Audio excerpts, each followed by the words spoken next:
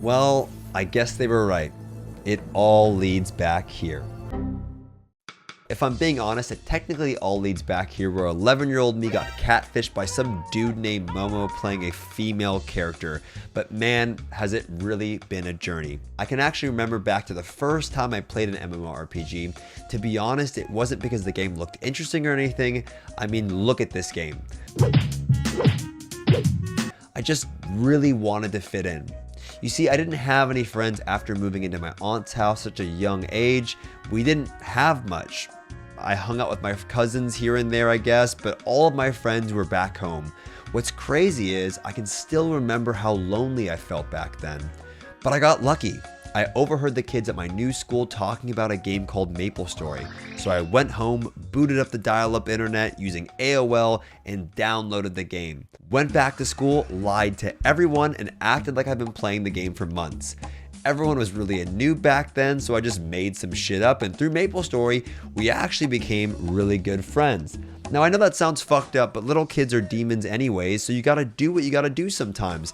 I was just an 11-year-old kid trying to make it. Now that game was great and all, but it started to get a little expensive and my mom wasn't really happy with all of the random credit card purchases. But hey, I swear they weren't for me, they were for Momo. Yeah, that guy. By the way, Momo, if the off chance that you ever see this video, fuck you, but also in some creepy turn of events, I actually owe a lot to you. But I guess more on that later. 2 years later, my friends back home actually started playing a new MMO called World of Warcraft. Fast forward a few months later, everyone did. I mean, literally everyone. It felt like the whole world was playing. And here I was playing this 2D pay-to-win MMO where everyone stood in town flexing their cat drip.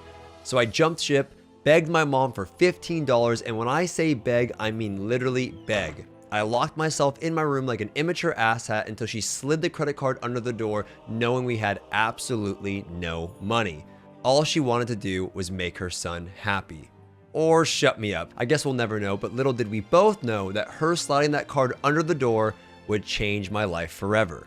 You know, all we did at school was talk about WoW, and when we got back home, we played more WoW. We didn't use Discord back then. We had Ventrilo, TeamSpeak, but it was a different time, I'm telling you. I've got balls of steel. I guess some of us used AIM. My ID was Shmooinator93 because I liked Shamu in the movie The Terminator, but all the cool kids simply used WoW to chat. My way of kicking it with my friends was running straight back home to see if Ricky or Brandon were online. Those were the days. You know, if you asked my mom just over a year ago, she would have told you I wasted nearly 15 years of my life playing video games. And I guess I kind of did. That is till I made my first YouTube channel. You see, the reason I actually started a YouTube channel was to give myself something to do. When WoW started to suck ass, which was pretty much every expansion after Wrath, League of Legends started popping off and all of my friends at school were no longer interested in playing WoW. They started playing League. Tons of damage. But I sucked at MOBAs, Han, and League, so there I was, an MMO reject loser trying to convince those same friends to play Guild Wars 2 because it was going to be the next big MMORPG. And we all know how that turned out. And because of this, my friend group started to part ways. Losing touch with my friends kind of set me down a weird path. I started hanging out with the wrong people, got into some pretty bad habits that I'm a bit ashamed of, and instead of using games to fit in, I tried using something else. And that something else kind of fucked up my life for a bit.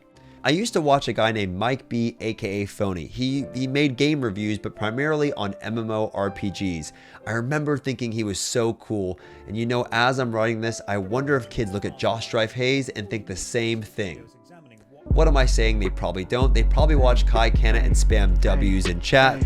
But I always wanted to be like Mike, no pun intended. So anyways, I started making YouTube videos after getting back into WoW.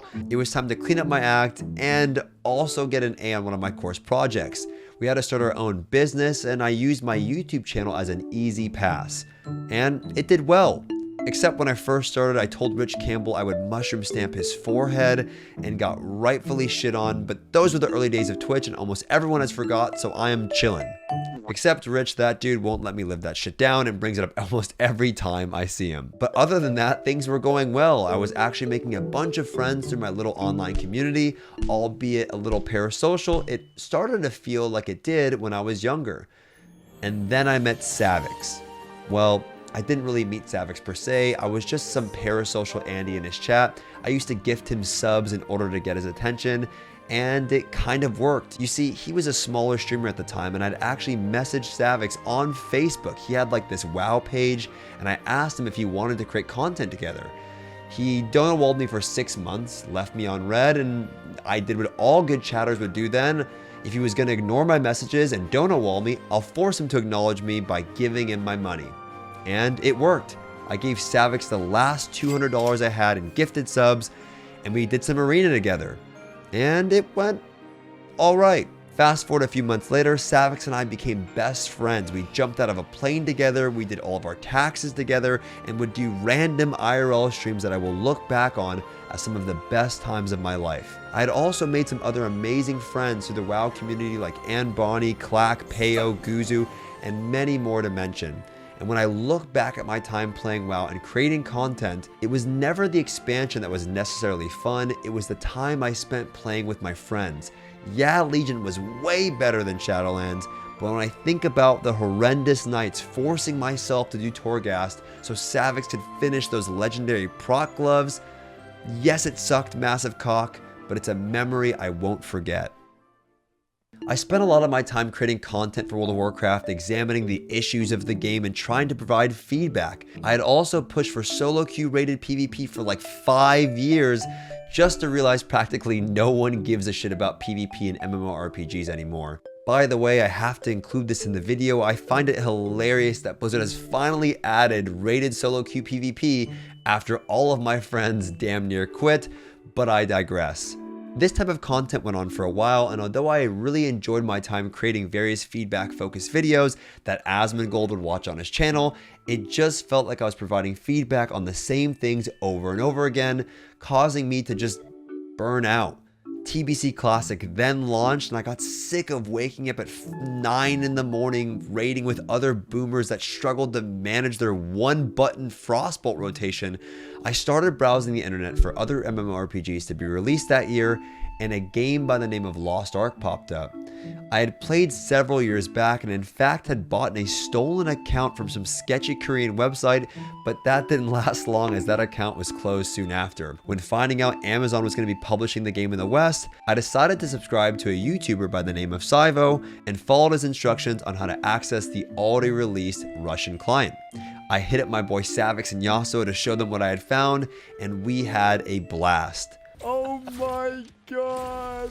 After that night, I decided that I would take a break from WoW and start streaming other MMOs, starting with Lost Ark. You know, I had every intention of trying out other MMOs like I said I would, like Guild Wars 2 and Albion, but during my first stream playing Lost Ark, I met another creator by the name of Saint Tone. He saw me struggling to understand how to properly cut a stone and offered his help. This trend continued as many people from the community would stop by my stream, and honestly almost everyone welcomed me with open arms. Whenever I would try a new piece of content, my chat would go full Korean. In fact, at some point I had more Korean viewers than English viewers. I had a KR focused YouTube channel that was translating my journey, and with the launch of Lost Ark around the corner, I was popping off. I met even more friends throughout this journey like Cannon, ATK, and Benji.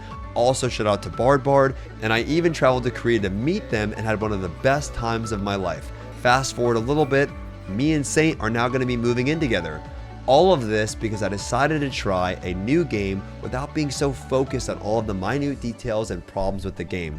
Despite being a pay-to-win grind fest, some of my best memories I've ever had playing an MMO have come from Lost Ark.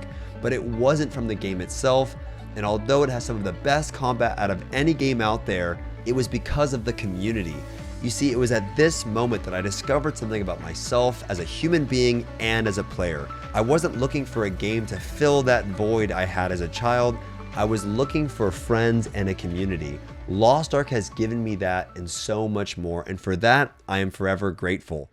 Raiding a con on launch with the boys from Korea will go down as something I will remember forever, and although the fight is truly an epic encounter, it wouldn't have been the same without them. The same goes for World of Warcraft. It wasn't about the game, it was about meeting friends like Savix and Bonnie and spending countless nights laughing in Discord while creating random YouTube thumbnails using WoW Model Viewer. This, ladies and gentlemen, are what MMORPGs are all about. It's about the friends you make along the way, the community you surround yourself with. I don't care about the game and its systems anymore. I want to create memorable experiences with the people around me. I turn 30 next year, and even saying that freaks me out. I'm not getting any younger, but I have accomplished more than I ever thought I would through streaming and creating content. And coming from being raised by a single mom living off food stamps, I never thought this would actually be my life. Now with Dragonflight's release, I've actually convinced a few of my Korean Lost Ark buddies to give it a shot. They introduced me to their world, and now it's time for me to introduce them to mine. Do I think Dragonflight's gonna be any good? I mean, if I'm being honest, it'll definitely be fun for a little bit, but then after a few weeks, yeah. But hey, I think that is normal for most MMOs nowadays. You're always gonna have this huge influx of returning players checking out the new content, and then after several patches, you end up with the core audience remaining. That doesn't mean the game is dying per se, that is just the average life cycle of most MMORPGs. So I'll just enjoy the game at my own pace, and a couple of weeks of fun is worth the $60 or whatever it is. At the end of the day, there is no better feeling than running a couple of dungeons with the boys and looting that first epic weapon. I will say, after taking an extended break from the game, everything kind of looks like Play-Doh now, and the new UI feels so weird. And after playing other games, the combat feels a bit dated.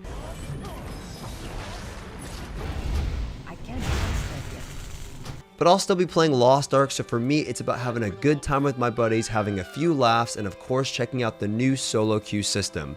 I also have to include that I think the new dragon riding system may be the best addition to WoW's leveling that they've had in years. I can't even imagine going back to the old leveling because I genuinely had a blast gathering all of the glyphs and exploring all of the new zones. And the ability to focus on gathering gear instead of all of these random progression systems has been so refreshing. But when it comes to game launches, I'm a bit more excited to mess around on games like Throne and Liberty, Diablo 4, and even Ashes of Creation. They seem a little bit more interesting based on the information out there. And hey, maybe by the time I'm 50, I'll have the chance to play the Riot MMO and relive some of those bat chest feelings I had watching Arcane. And although it's hard to believe that these games will actually deliver, I don't really care anymore because you never know how a game will turn out or who you'll end up meeting. And that is what this video is all about. That is why I won't miss another MMO launch. I really wanted to share with you all my journey, the people I've met along the way, and more importantly, the impact MMORPGs have had on my life. And I know making friends in MMOs isn't what it used to be, but I really hope you can all find that group of friends that make it all worth it. Who knows, you may end up meeting your very own Savix, Saint, or in some unfortunate cases, your very own Momo. Thank you guys so much for supporting my channel over the years, and I can't wait to continue this journey of creating content surrounding MMORPGs. I won't be able to do this forever, so I want to make sure I go out my own way. Shout out to Mike B, aka Phony, and I'll see you all in the next one.